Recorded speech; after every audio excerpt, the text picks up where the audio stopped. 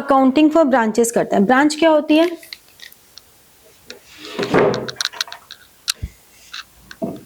क्या आइडिया है ब्रांच का कि ब्रांच क्या होती है?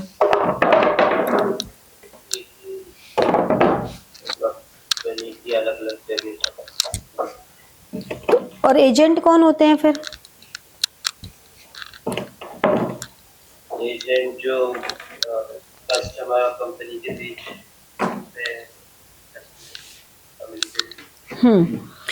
तो बेसिकली जो हमारे पास एजेंट है वो एक तरह के मीडिएटर का रोल प्ले करते हैं।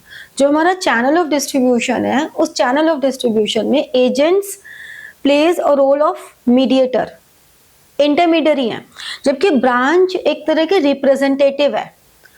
जैसे कि हम कहते हैं कि डीकैथलॉन की ब्रांचेस हर जगह हैं, मैकडे की हैं, डोमिनोज की ब्रांचेस हैं, या बैंक्स की अलग अलग ब्रांचेस होती हैं, बैंक ऑफ बड़ौदा की अलग अलग जगह ब्रांचेस हैं। तो वो क्या है, वो उस ऑर्गेनाइजेशन को रिप्रेजेंट कर रहे हैं।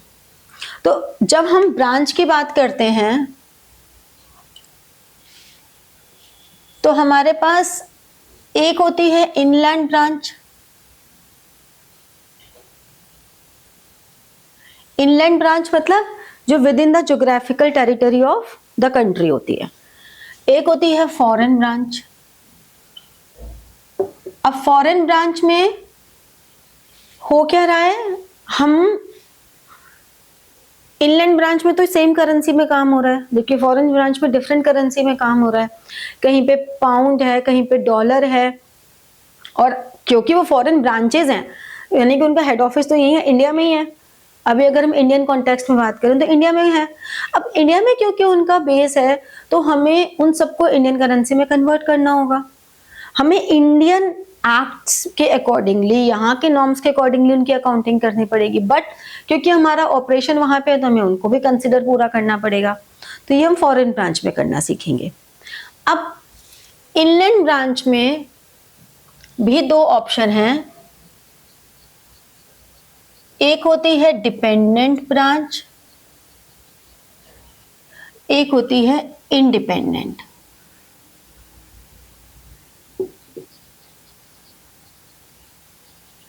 डिपेंडेंट ब्रांच और इंडिपेंडेंट ब्रांच। डिपेंडेंट ब्रांच का मतलब क्या हुआ? जिसकी अकाउंटिंग हेड ऑफिस का डेवलप जिस हाँ, मतलब वो ब्रांच ऑपरेशनल वर्क कर रही है, उस ब्रांच के पास थोड़ी बहुत डिसीजन मेकिंग पावर भी है, ऐसा नहीं है, डिसेंट्रलाइजेशन पूरा चल रहा है। बट उनके जो अकाउंट्स के रिकॉर्डिंग है, उन्हें हर चीज की रिपोर्टिंग अपनी हेड ऑफिस को देनी पड़ती है। एंड अकाउंट्स, क्योंकि हम यहाँ पे अकाउंटिंग पॉइंट ऑफ व्यू कर रहे हैं, तो डिपेंडेंट ब्रांच में accounts are maintained by head office. यहाँ पर accounts are maintained by head office, जबकि इंडिपेंडेंट ब्रांच में ब्रांच खुद अपने अकाउंट्स मेंटेन कर रही है। ठीक है, तो वो मेंटेन करती है। मान लो 4 ब्रांचेस हैं तो चारों ब्रांचेस अपने अपने अकाउंट्स मेंटेन कर रही हैं, और फिर जो हेड ऑफिस है वो कंसोलिडेटेड शो कर देता है कि हमारा कंसोलिडेटेड ये है, तो वो कोई दिक्कत ही नहीं है। अब जो हमारा सबसे ज्यादा करने वाली चीज है वो है डिपेंडेंट ब्रांच में। डिपेंडेंट ब्रांच में मेथड्स ऑफ अकाउंटिंग होते हैं अलग अलग। जब हम डिपेंडेंट ब्रांच मेंटेन करते हैं तो there are different methods of accounting. कौन कौन से मेथड्स ऑफ अकाउंटिंग हैं? बेसिकली 4 मेथड्स हैं। एक है डेटर सिस्टम,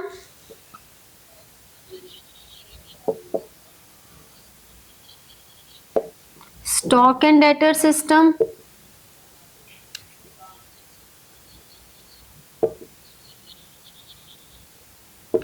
फाइनल अकाउंट्स,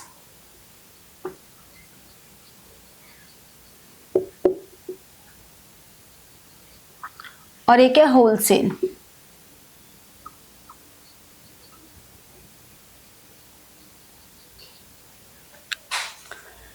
तो ये 4 हमारे पास अलग अलग सिस्टम है जब डिपेंडेंट ब्रांच की हम बात करते हैं। तो मेजरली अगर हमें ये स्टॉक एंड डेटर आ जाता है ना, तो ऑलमोस्ट सभी आ जाते हैं, क्योंकि स्टॉक एंड डेटर इनका मेन रूट है। ये अगर हमें समझ में आ जाता है तो बाकी सब तो बहुत आराम से आ जाते हैं। ठीक है, इंडिपेंडेंट ब्रांच में बहुत ज्यादा अकाउंटिंग का होता नहीं है, वो बहुत सिंपल है। फॉरेन ब्रांच भी इन्हीं सब पर बेस्ड है। तो बेसिकली होने को ब्रांच बहुत बड़ा है क्योंकि वैरायटी ऑफ क्वेश्चंस बहुत हैं। देख लो यहीं पे दिख रहे हैं, 4 हो गए, 5 हो गए, 6 हो गए, यहीं पे 6 तो सामने सामने ही हो गए, फिर इनके सब पार्ट्स हो जाते हैं। तो वो ऐसे बहुत वास्ट है, लेकिन है पूरा कॉन्सेंट्रेटेड सिर्फ एक किसी सिस्टम पर। तो तुम्हें स्टॉक एंड डेटर अगर आ जाता है, इसका क्रक्स समझ में आ गया तो बाकी सारा आराम से हो जाता है। ठीक है, तो हम स्टॉक एंड डेटर से ही शुरू करेंगे। फिर ये नोट कर लिया।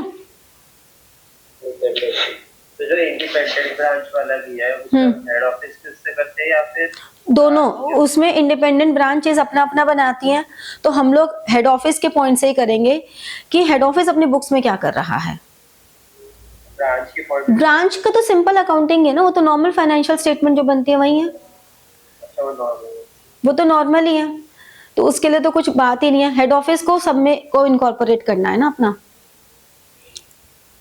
तो वही है। और फॉरेन में तो होता ही इंडिपेंडेंट है, फॉरेन ब्रांच में कभी भी डिपेंडेंट ब्रांच का कॉन्सेप्ट ही नहीं आ सकता, क्योंकि वो तो पॉसिबल ही नहीं है। जब कंट्री फर्क है तो उन्हें इंडिपेंडेंट पावर ही देनी पड़ेगी, और लास्ट में वो इनकॉर्पोरेट कर लेते हैं। अब देखो स्टॉक एंड डेटर सिस्टम जब हम करते हैं ना,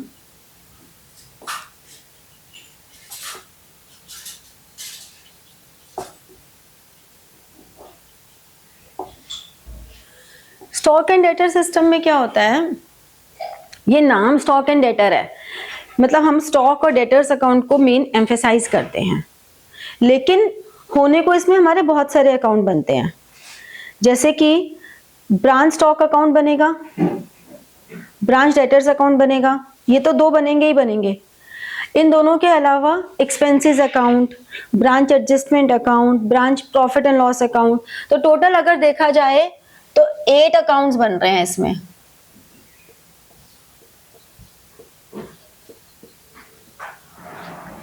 एक हमारा बन रहा है branch stock,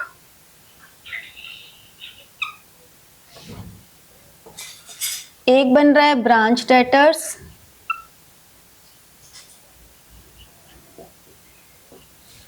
branch adjustment.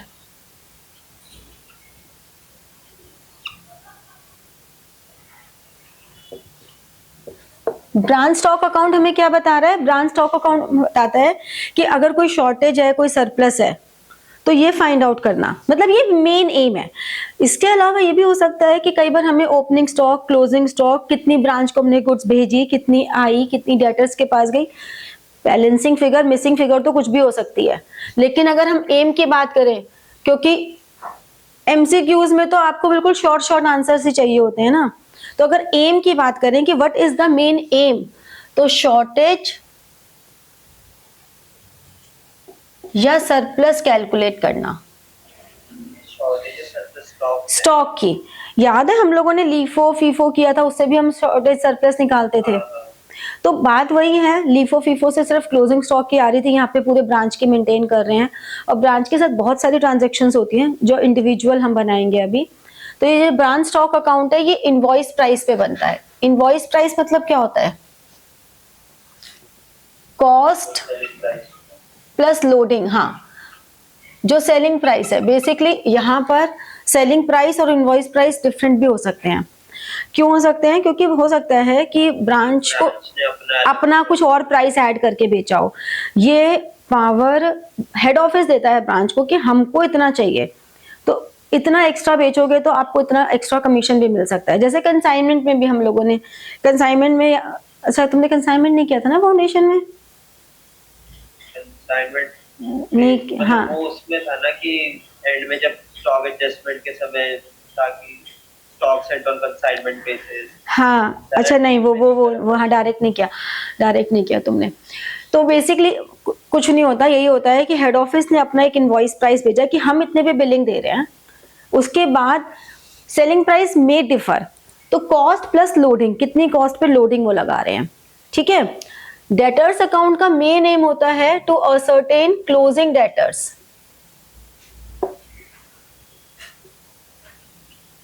Branch adjustment का होता है gross profit. Gross profit calculate करना, ग्रॉस प्रॉफिट भी हो सकता है, लॉस भी हो सकता है। फिर ब्रांच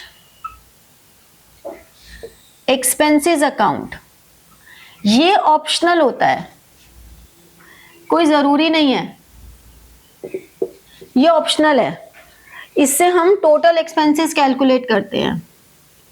अगर आपको कभी क्वेश्चन में स्पेसिफिकली बोला है कि निकालना ही है ब्रांच एक्सपेंसेस, तब तो मतलब अकाउंट बनाना ही है ब्रांच एक्सपेंसेस तो बनाओगे, अदरवाइज कोई जरूरत नहीं है।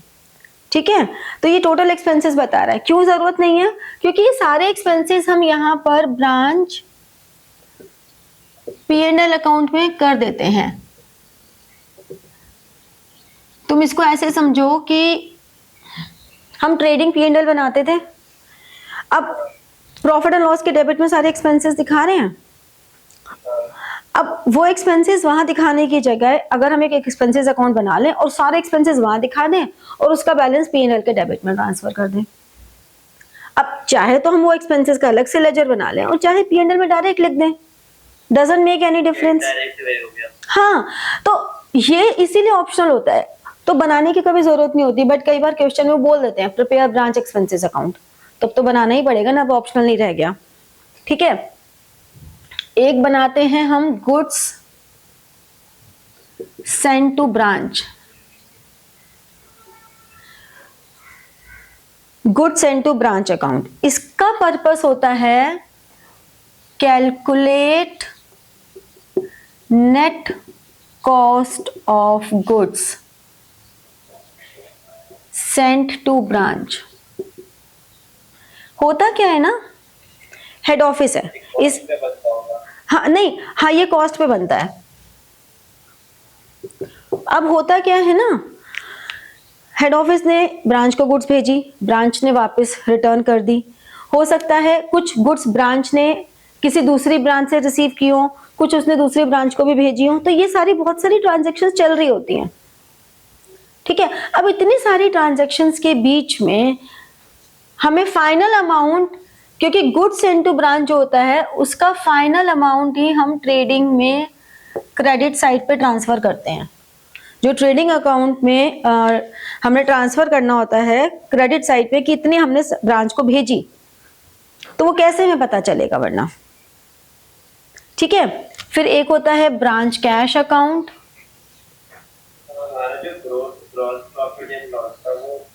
वो सिर्फ ब्रांच का था, वो इंडिविजुअल ब्रांच का था।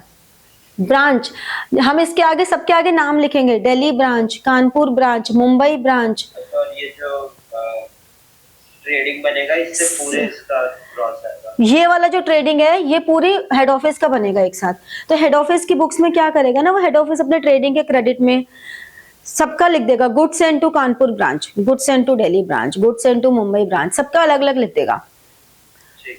ठीक है ना, तो वो एक ही साथ लिखेगा। ऐसे ही वो यहां से नेट प्रॉफिट निकालेगा, ये वाला नेट प्रॉफिट, और जब अपना P&L बनाएगा तो उस P&L में लिख देगा डेबिट में net profit of Kanpur branch, net profit of this branch, सारे नेट प्रॉफिट ऑफ ब्रांचेस करके एक अलाइन करके लिख देंगे। ठीक है, तो यहां पे branch cash account record all cash transactions.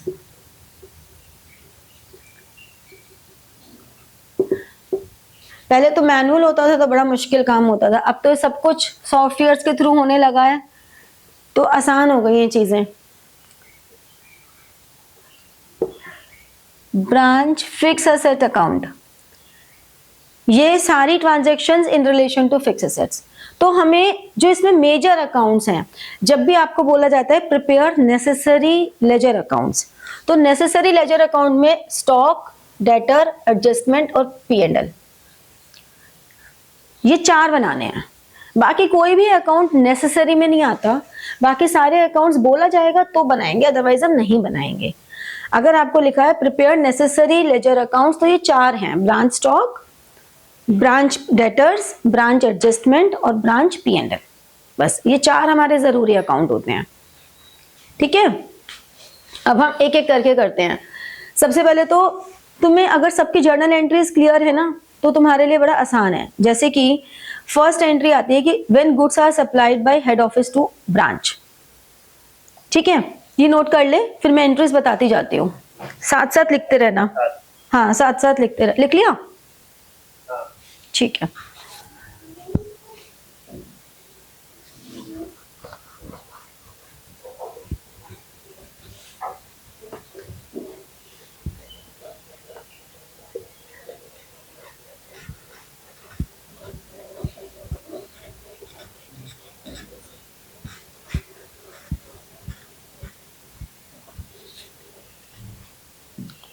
अब जैसे कि फर्स्ट एंट्री लिखो,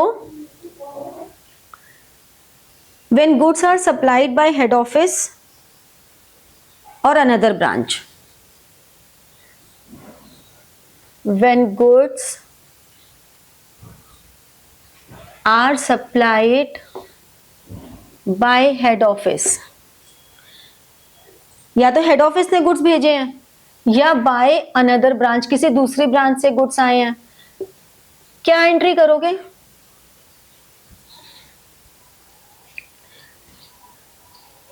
ब्रांच का बना रहे हो स्टॉक एंड डेटर सिस्टम में, क्या एंट्री करोगे?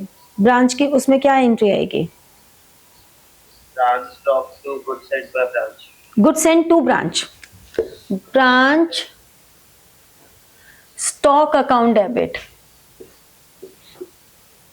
टू, सब में गुड्स सेंड टू ब्रांच आता है। अगर गुड्स रिटर्न भी होती है ना, तब भी goods send to branch account ही आता है, क्योंकि सब कुछ उसी अकाउंट के थ्रू पास कर रही है ना चीजें। तो जब भी तुम करोगे तो वो हमेशा goods send to branch, even return होती है तब भी। ठीक है, जैसे कि सेकेंड एंट्री है, when goods are return by branch. Right down, when goods are return by branch. When goods are returned by branch,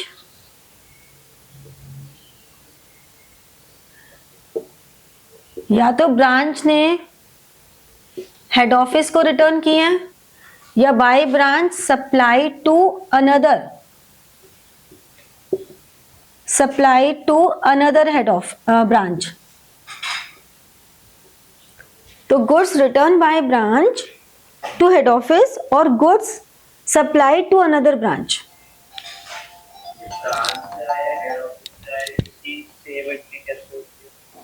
नहीं, अगर ब्रांच ने हेड ऑफिस को दिया या ब्रांच ने किसी दूसरी ब्रांच को दिया, ये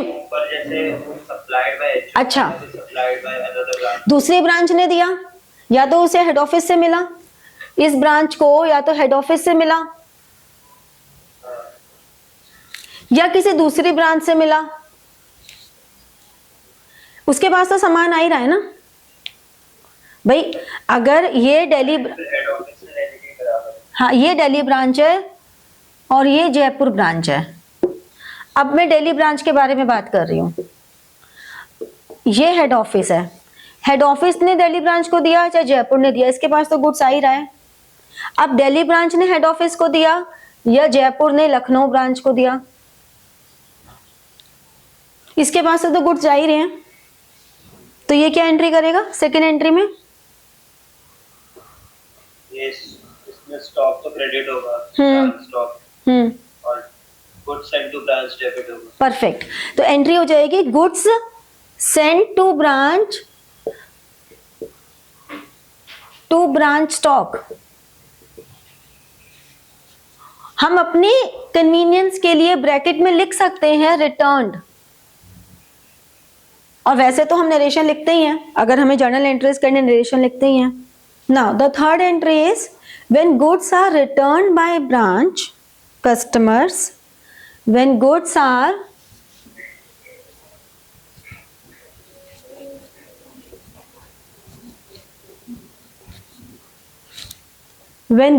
returned by branch customer directly to head office।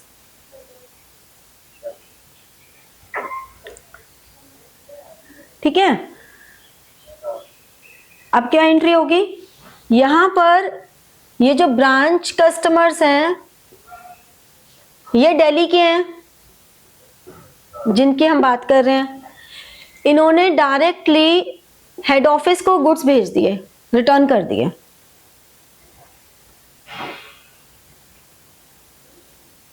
तो हम क्या करेंगे?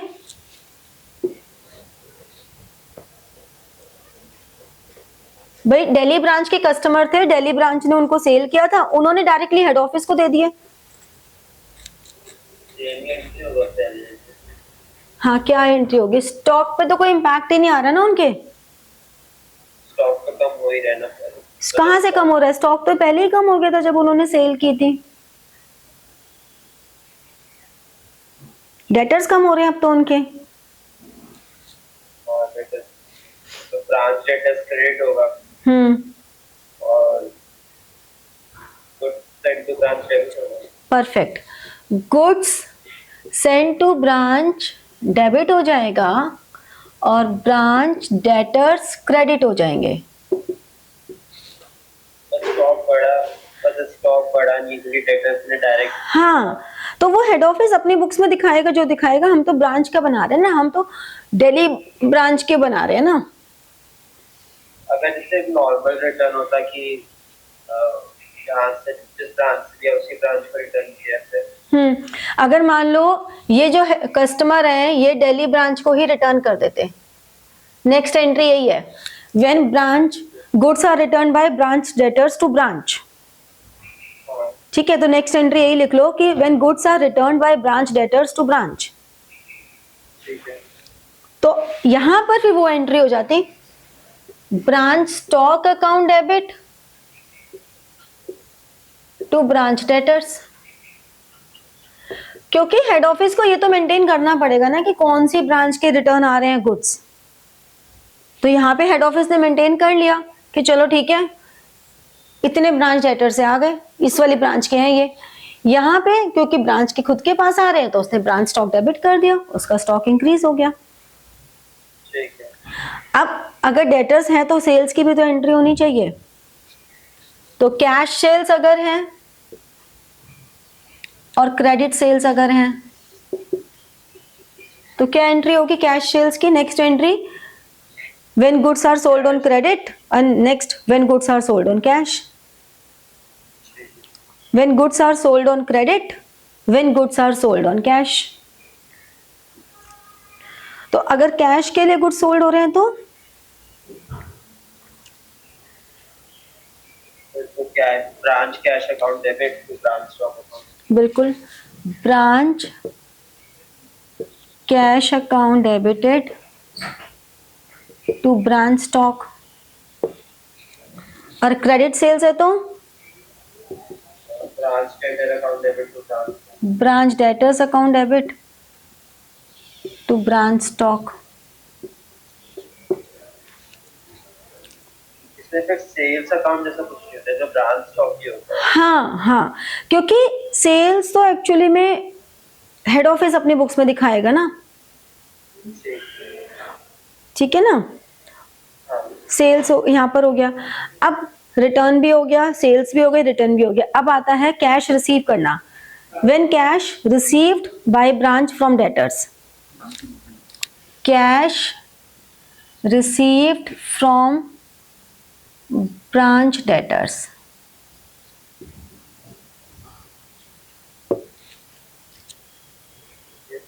Cash to branch debtors. हाँ, कुछ भी कैश नहीं लिखना, ब्रांच कैश, कुछ भी हमें डायरेक्ट नहीं लिखना। और अभी तो हम क्योंकि सिंपल जर्नल एंट्रीज कर रहे हैं तो हम ब्रांच लिख रहे हैं, जब क्वेश्चन करोगे तो उसमें नाम होगा, कानपुर ब्रांच, जो भी ब्रांच का नाम है वो प्रीफिक्स में जरूर आना चाहिए,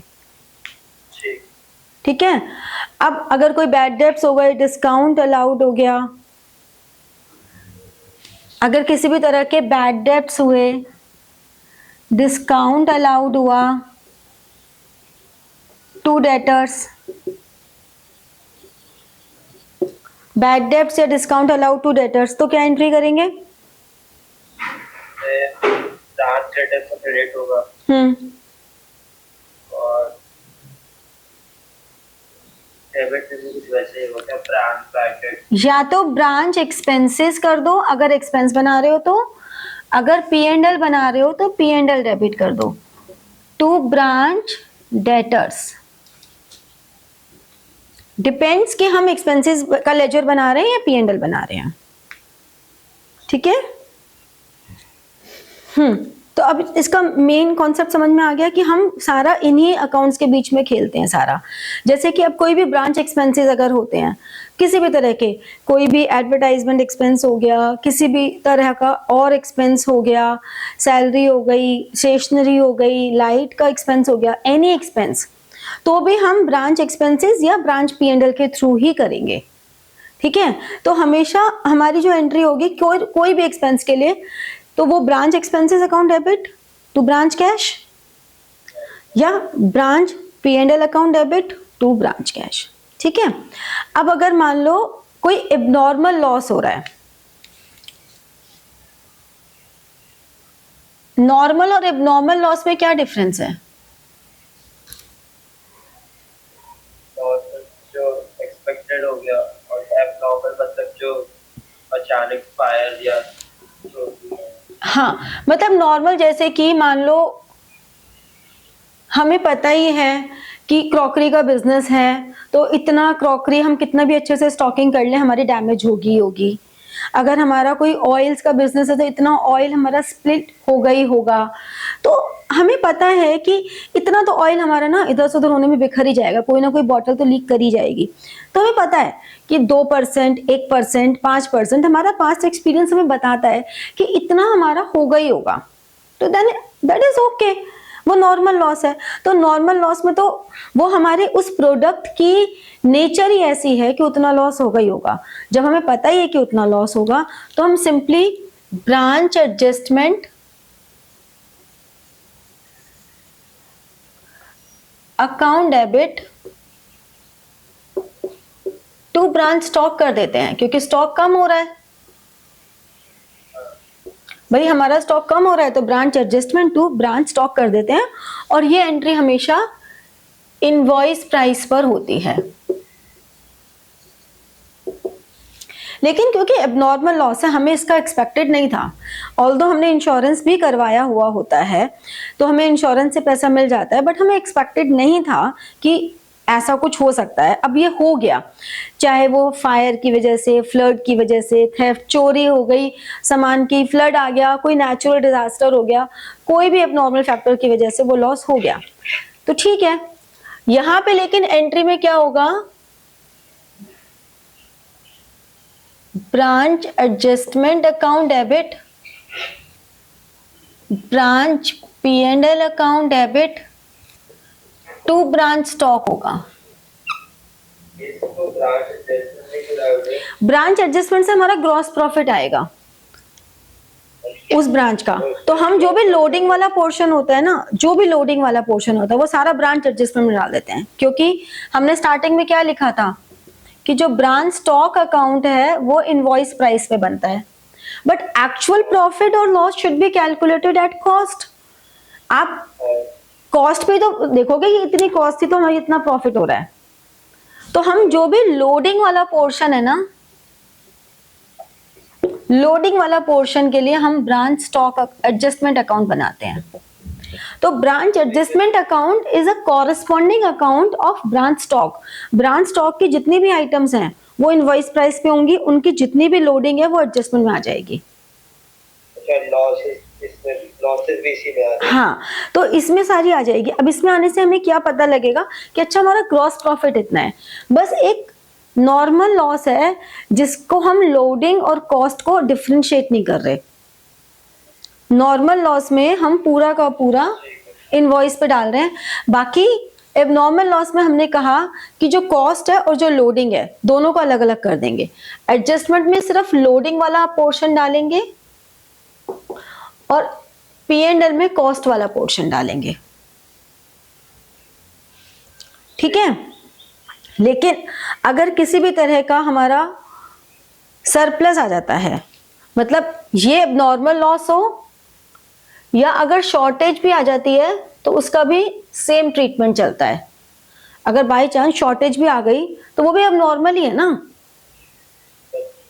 तो एबनॉर्मल लॉस हो या शॉर्टेज हो, उसका एक ही बात आएगी कि उसके लोडिंग को एडजस्टमेंट में डाल देंगे और उसके P&L को हम कॉस्ट में डाल देंगे, ठीक है। अब अगर फॉर बाई चांस सरप्लस आ गया तो वो तो हमारे लिए एक तरह से पूरा प्रॉफिट ही हो गया, ठीक है। स्टॉक बच गया ना, तो ये स्टॉक बच गया तो वो तो प्रॉफिट ही हो गया। ये हमारा सरप्लस है, यानी कि या तो ये भी तो सरप्लस हो सकता है, स्टॉक बच गया भी हो सकता है, ये भी हो सकता है कि हमने जो सेल किया स्टॉक को और हमने जो इनवॉइस पे लिया उसका भी तो डिफरेंस हो सकता है। हाँ, this may be difference between selling price and invoice price. तो जो भी सरप्लस होगा वो हमारे लिए एक तरह का प्रॉफिट ही है। अब प्रॉफिट है तो assets branch stock account debited to branch adjustment account, ठीक है। Branch stock account debit to branch adjustment account, ये प्रॉफिट हो गया क्योंकि, ठीक है। ठीक है। अब सारी एंट्रीज मैंने कहा ना लोडिंग हटानी पड़ती है। जब हमने गुड्स भेजी थी ब्रांच को तो स्टार्टिंग में क्या एंट्री की थी, branch stock account debit to goods sent to branch. अब उसकी लोडिंग को हटाना है, उसकी लोडिंग को लेना है वहां से, तो हम क्या करेंगे, ये हटा मिटा दो ना। हाँ, हाँ। नेक्स्ट एंट्री लिखो, to remove loading from net amount, to remove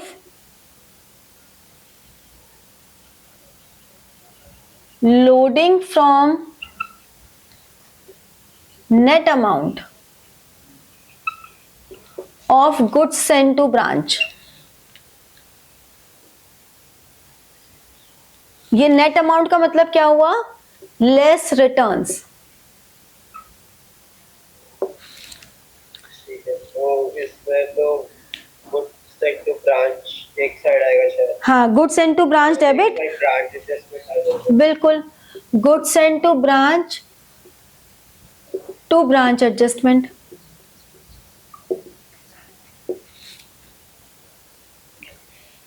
ठीक है। अगर हमें हाँ, ओपनिंग स्टॉक और क्लोजिंग स्टॉक की लोडिंग हटानी है, वो भी हटानी जरूरी है हमें क्योंकि पूरा इनवॉइस पे जा रहा है। तो नेक्स्ट है टू रिमूव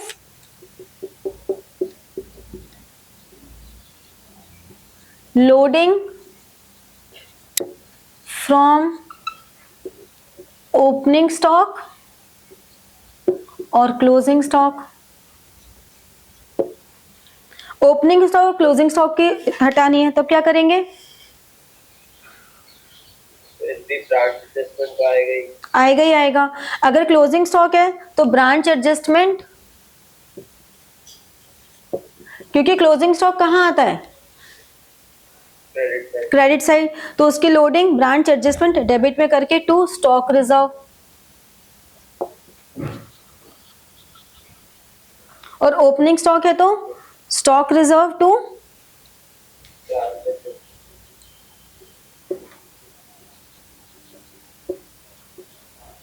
ब्रांच एडजस्टमेंट। इसमें स्टॉक रिजर्व इनके लिए एक नया अकाउंट बनाया। स्टॉक रिजर्व एक अलग अकाउंट बन गया कि ये हमने स्टॉक को रिजर्व में डाला, मतलब स्टॉक हमारा इतना एक्स्ट्रा प्राइस पे था, तो जो स्टॉक रिजर्व होगा वो हमारा कंटिन्यू चलता रहेगा और एंड में आके उसे हम ट्रेडिंग में ट्रांसफर कर देते हैं, स्टॉक रिजर्व का जो बैलेंस होता है। अच्छा, क्योंकि ये वाली जो ओपनिंग क्लोजिंग है ट्रेडिंग में ही जाते हैं।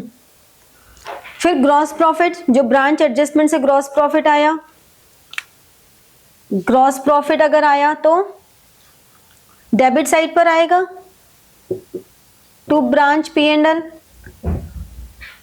और अगर ग्रॉस लॉस हुआ तो रिवर्स एंट्री कर दी।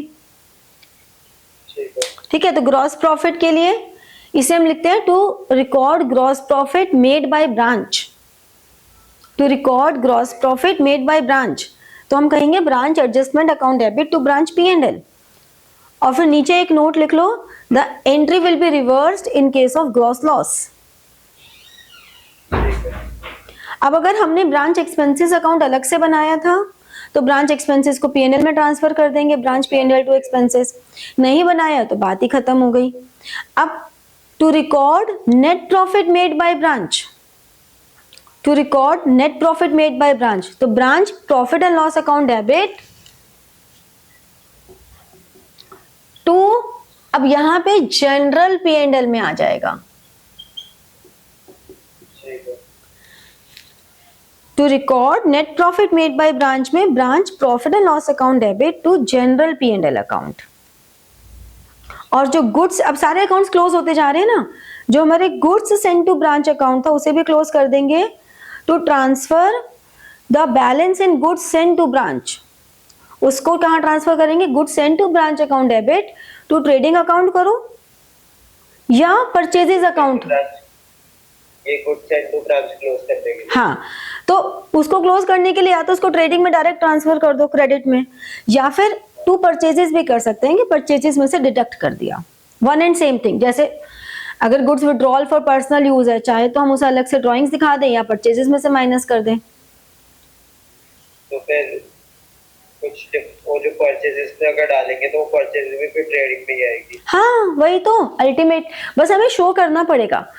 फुल डिस्क्लोजर कॉन्सेप्ट की वजह से हमें शो करना पड़ेगा। ठीक है। ठीक है, तो ये हमारी सारी जर्नल एंट्रीज हो गई। अब अगर हम इस पे आगे बात करते हैं अब फॉर्मेट्स की। इसलिए क्या हेडिंग दी थी जो goods send to branch account close करना था। To transfer the balance in goods send to branch account, इसकी एंट्री हो जाएगी goods send to branch account debit to trading account और परचेजेस अकाउंट। ठीक है।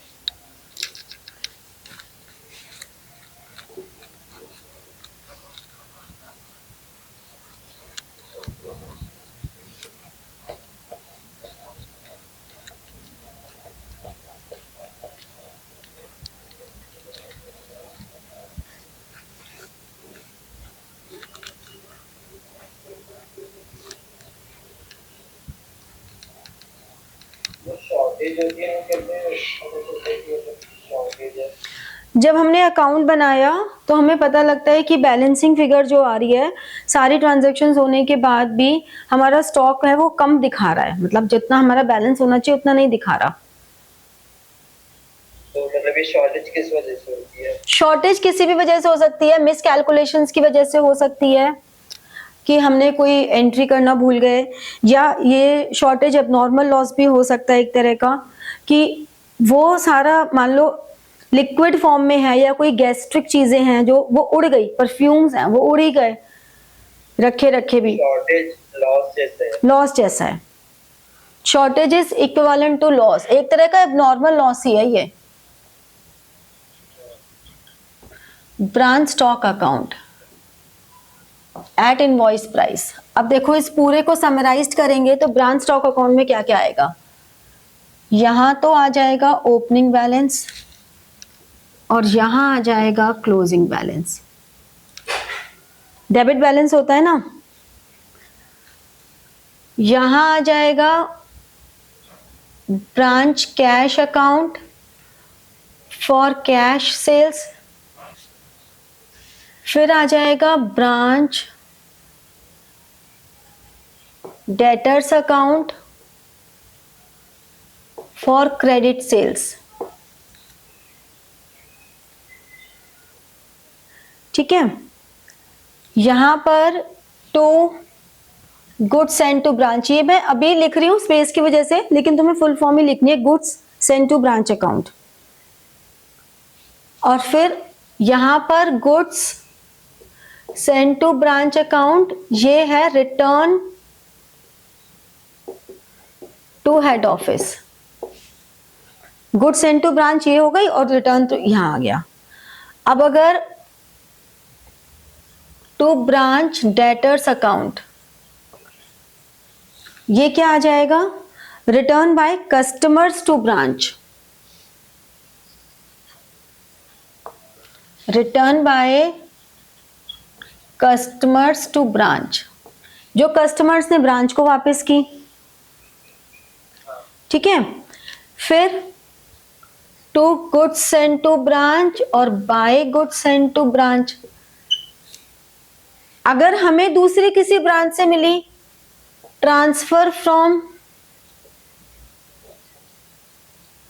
अनदर ब्रांच, तो हमने to goods send to branch transfer from another branch.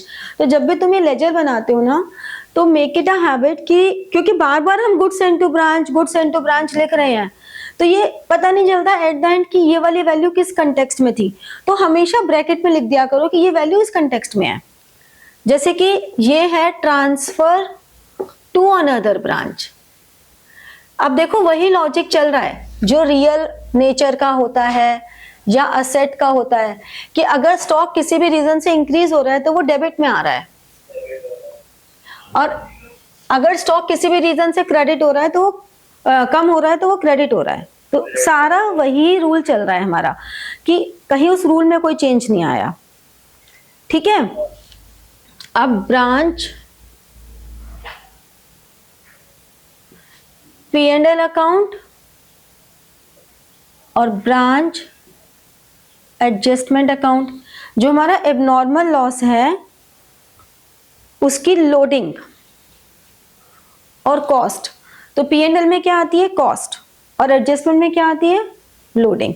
तो यहाँ पे कॉस्ट ऑफ एबनॉर्मल लॉस, यहाँ पे लोडिंग ऑफ एबनॉर्मल लॉस। ठीक है, फिर branch adjustment account, invoice price of normal loss, ये आ गया। और अगर कोई सरप्लस आया, यही एंट्री हमारी सेम एंट्री शॉर्टेज के लिए भी हो जाएगी। एबनॉर्मल लॉस के अलावा शॉर्टेज है तब भी यही हो जाएगी। फिर टू ब्रांच, अगर सरप्लस है तो branch adjustment account, invoice price पे ही हो रहा है।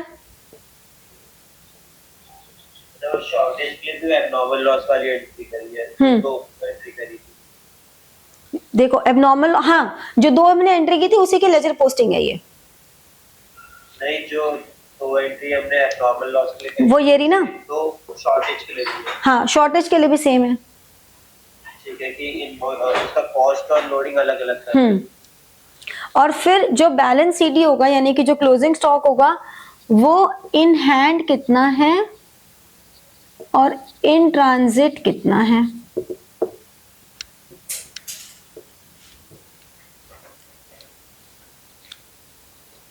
ठीक है, तो ये हमारा ब्रांच स्टॉक अकाउंट हो गया पूरा। क्लियर हुआ? तो अभी क्या करना, अभी मैं इतना करा रही हूं, इसको पूरा एक बार गो थ्रू कर लेना। और अब तो इसका डेटर सिस्टम भी देखेगा तो वो भी काफी हद तक समझ में आएगा। और स्टॉक करा था, मतलब हमारे में क्या था, सिर्फ डेटर्स और स्टॉक एंड डेटर्स दो ही। हाँ, बीकॉम में सिर्फ डेटर और स्टॉक एंड डेटर ही है। डेटर्स इसके कंपैरिजन में तो इजी है, बहुत आसान है। मतलब डेटर्स में हमें ना मेमोरेंडम अकाउंट्स बनाने होते हैं, वो स्टॉक एंड डेटर सिस्टम पे ही बेस्ड है सारे। हाँ। तो इसीलिए हम स्टॉक डेटा जैसे ट्रीट करते हैं। कोई भी आइटम फाइंड आउट करनी है तो उसके लिए वो स्टॉक एंड डेटर सिस्टम के लेजर्स को ही फॉलो करते हैं, इसीलिए हम स्टॉक एंड लेजर सिस्टम पहले कर रहे हैं। तो एक बार ये सारा गो थ्रू कर लेना, फिर नेक्स्ट क्लास में मैं इसके आगे के लेजर और हम इसका एक क्वेश्चन ट्राई कर लेंगे। तो like, share and press the bell button for getting your notifications and comment. ठीक है? Thank you.